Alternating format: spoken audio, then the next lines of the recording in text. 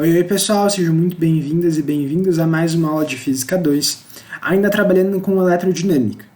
Hoje a gente vai discutir o tópico de resistores em série. Vamos tentar entender o que é isso. Quando a gente olha para um circuito elétrico, a gente percebe que nesse circuito tem resistores associados em série, geralmente visualmente, quando você vê resistências elétricas justapostas. Então a gente olha aqui e esse resistor de resistência elétrica R1 está justaposto ao resistor de resistência elétrica R2. E assim acontece com R3, com todos esses resistores que poderiam estar aqui nas resistências, e acontece também com Rn, certo? Então a gente tem que perceber que existe uma sequência de resistores. Se existe uma sequência de resistores, se existe uma série de resistores, esses resistores estão associados em série. Mas isso é muito visual, né? Então, para a gente ter uma definição formal do que é essa associação em série de resistores, vamos olhar para esse R1 e R2 especificamente. Então, vamos fazer um recorte aqui e vamos olhar apenas para esses dois resistores, tá? Então, a gente pode pegar e ampliar esses dois resistores aqui. A gente vai perceber que entre os polos A e C, entre os nós A e C, existem dois resistores, R1 e R2. Então, para sair de A e chegar em C, você inevitavelmente passa por R1 e você inevitavelmente passa por R2. Então, para chegar de A em C, você passa por R1 e R2. É indiscutível isso.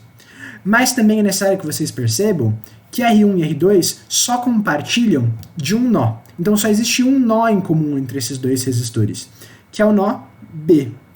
Então, aqui vocês podem perceber que esse nó B é algo que o R1 e o R2 têm em comum. Os dois têm em uma de suas extremidades esse nó B, mas nas outras extremidades eles têm A e C, que são nós de potenciais diferentes, são nós diferentes nesse circuito elétrico. Então VA diferente de VB, diferente de VC. Os potenciais elétricos desses três nós são diferentes. E R1 e R2 compartilham de um nó em comum, que é esse nó B. Então a gente pode olhar isso aqui de uma maneira mais próxima, a gente vê que eles estão compartilhando realmente apenas essa característica, esse parâmetro. E por existir esse nó de potencial VB, né, esse nó B de potencial VB, que conecta A a C, ou seja, que para chegar de A a C você tem que ir de A para B e de B para C, passando por R1 e R2, a gente pode dizer, então, que esses resistores estão em série. Por que série? De novo, porque para chegar de A a C, você tem que passar por R1 e R2. Então, você tem que passar por uma série de resistores. Você não passa apenas por um, tá? E você não escolhe, tipo, vou passar pelo R1 e não vou passar pelo R2. Não, não tem isso. Para você chegar de A a C, você tem que passar pelos dois resistores e ponto. Por isso que eles estão em série. E eles não compartilham, de novo, dos dois nós das suas extremidades. Eles compartilham apenas de um nó, que é esse nó B. Então, de novo, a gente pode dizer que esses resistores estão em série porque eles compartilham desses nós B, e não dos outros dois da extremidade. É importante que vocês percebam.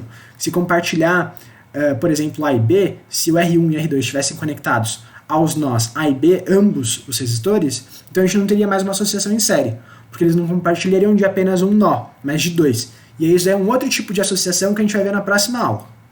Então, de novo, só para deixar 100% claro, para que R1 e R2 estejam em série, eles devem compartilhar de um nó, e para chegar de A a C, você tem que passar tanto por R1 quanto por R2, você não pode escolher um dos dois, tá? E quais são as propriedades dessa associação em série? A gente precisa estudar as propriedades porque elas vão nos dizer como que a gente pode reescrever esse circuito de uma maneira mais prática, que a gente vai ver no próximo slide. A gente precisa perceber aqui que se a gente insere uma corrente elétrica num dos polos, essa corrente elétrica tem que ser a mesma que sai do outro lado, porque a corrente elétrica não pode se perder no caminho, tá? A corrente elétrica não vai simplesmente sumir se você inserir ela num circuito. E, como não existe nenhuma bifurcação nesse circuito, não existe nenhum caminho alternativo para essa corrente fazer, ela, assim como a gente querendo chegar de A a C, a gente tem que passar por R1 e R2, se essa corrente elétrica quer entrar em A e sair em Z, ela vai ter que passar por R1, R2, R3, enfim, até chegar no Rn. Então a corrente elétrica que atravessa todos os resistores vai ser a mesma, porque não há bifurcação nenhuma nesse circuito. Então a gente pode dizer que o módulo de I1, I2, I3, enfim, até IN, é igual e é igual a I, que é a corrente de entrada. O mesmo a gente não pode dizer para a diferença de potencial. E aqui eu preciso que vocês lembrem do que a gente discutiu algumas aulas atrás, que era a lei de Ohm. Na lei de Ohm, a gente tinha aqui U, vou escrever aqui no cantinho em cima, lei de Ohm. A gente tinha aqui U é igual a R vezes I. Então é a resistência vezes a corrente. E, por isso, se a gente compartilha de uma mesma corrente, que é o que acontece com todos eles vão ter aqui uma corrente de módulo I, se todos compartilham da mesma corrente, mas não da mesma resistência, então, consequentemente, eles não podem ter uma tensão entre eles de mesmo módulo. Então, se R1 e R2 forem iguais, como I1 é igual a I2, então a diferença de potencial de A para B e de B para C vai ser igual. Mas se R1 e R2 forem resistências de módulos de intensidades diferentes, então I1 é igual a I2, mas R1 é diferente de R2. Logo, o AB tem que ser diferente de UBC. Porque senão a lei de Ohm não vai se verificar nesse sistema, e ela precisa se verificar. Ela sempre é válida, essa lei de Ohm, para os nossos circuitos que a gente vai ver aqui nessas aulas. Tá bom? Então o único caso em que as diferenças de potencial entre os polos, os terminais desses resistores vai ser igual é se os resistores tiverem a mesma resistência. Caso contrário, a gente pode considerar que o AB é diferente de UBC, que é diferente de UCD, e assim vai. Tá? Bom, e o que isso implica, né? Se a gente tem uma diferença de potencial geral, aqui que a gente pode escrever como UAZ, ou seja, a diferença de potencial entre o polo A, o nó A e o nó Z, a gente pode reescrever essa diferença de potencial como uma soma de pequenas diferenças de potencial aqui. Então, se você quer pular de A para Z, você primeiro tem que pular de A para B, de B para C, de C para D, e assim vai. Então, para que você consiga constituir o UAZ como um todo, para que você possa medir essa diferença de potencial entre o polo A e o polo Z, você precisa medir a diferença de potencial entre cada um desses polos. Certo? Então o AZ vai ser dado pela soma de todas as pequenas diferenças de potencial gerada por cada um dos resistores. E aí lembrando de novo que U é igual a RI, a gente vem e substitui nesses U's os RIs correspondentes. Todos eles têm a mesma corrente, então a corrente I vai aparecer em todos, só que eles têm resistências diferentes. Essa resistência que a gente chama de REC é a resistência que pode substituir todas as resistências que estão aqui. Então, se a gente quiser simplificar esse circuito e reescrever esse circuito como um circuito que conecta A a Z com uma resistência apenas, essa resistência tem que ter módulo, tem que ter intensidade REC, tá? Que é o que a gente chama de resistência equivalente.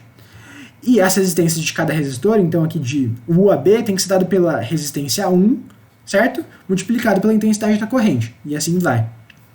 Como todos os termos da nossa relação têm I, a gente pode cortar o I. E aí a gente obtém uma relação entre essa resistência equivalente e todas as outras resistências. Ou seja, para a gente obter a resistência equivalente, a gente tem que somar todas as resistências. Isso quando os resistores estão em série. Então, os resistores estão em série, a resistência equivalente de todos os resistores em série é dada pela soma de cada uma das pequenas resistências. Tá? Então aqui vale só destacar que resistência equivalente é aquela pela qual você pode substituir todas as outras resistências de um circuito. Então, se a gente quiser reescrever isso daqui, a gente poderia reescrever isso daqui como AZ, né? Com uma resistência equivalente. E essa resistência equivalente, ela tem um valor igual à soma de todas as outras resistências, porque todas essas resistências estão em série. Vamos tentar ver isso agora com um exemplo concreto das coisas. Vamos tentar ver isso num exercício. Se a gente tiver 3 resistores em série, a gente pode reescrever a nossa resistência equivalente como a soma de todas as resistências, R1 mais R2 mais R3. E a gente sabe que R1 vai ter um valor de 3 meios de ohm, R2 vai ser 2 ohms e R3 vai ser 6 ohms. A gente reescreve tudo isso daqui como frações com denominador 2. A gente reescreve então que REC é igual a 3 meios mais 4 meios mais 12 meios. 3 mais 4 é 7. 7 mais 12 é 19. Então a resistência equivalente aqui vai ser 19 meios de ohm. A gente reescreve então aqui embaixo, só para deixar o resultado bem explícito, que a resistência equivalente entre os polos A e D vai ser 19 sobre 2 ohm, certo? Então é assim que a gente calcula a resistência equivalente. A gente poderia fazer isso com dois resistores também, aqui a gente tem um probleminha um pouco diferente. A gente pode escrever então que a resistência equivalente, de novo, é igual a que R1 mais R2, porque a gente só tem dois resistores em série. R1 é 3 vezes R2, então a gente escreve isso aqui como 3R2 mais R2, e a gente sabe que a resistência equivalente vai ser igual a 3 ohms. Então a gente sabe que 4R2 é 3 ohms, R2 é igual a 3 quartos de ohm. Se a gente substituir nessa primeira equação aqui, a gente obtém que o R1 é 3 vezes isso, então é 9 quartos de ohm. E aí vocês percebam que se a gente somar R1 com R2, a gente vai ter de novo esses 3 ohms que são a resistência equivalente, que é a soma das pequenas resistências que tem entre esses dois terminais A e C. Então a resistência equivalente entre A e C é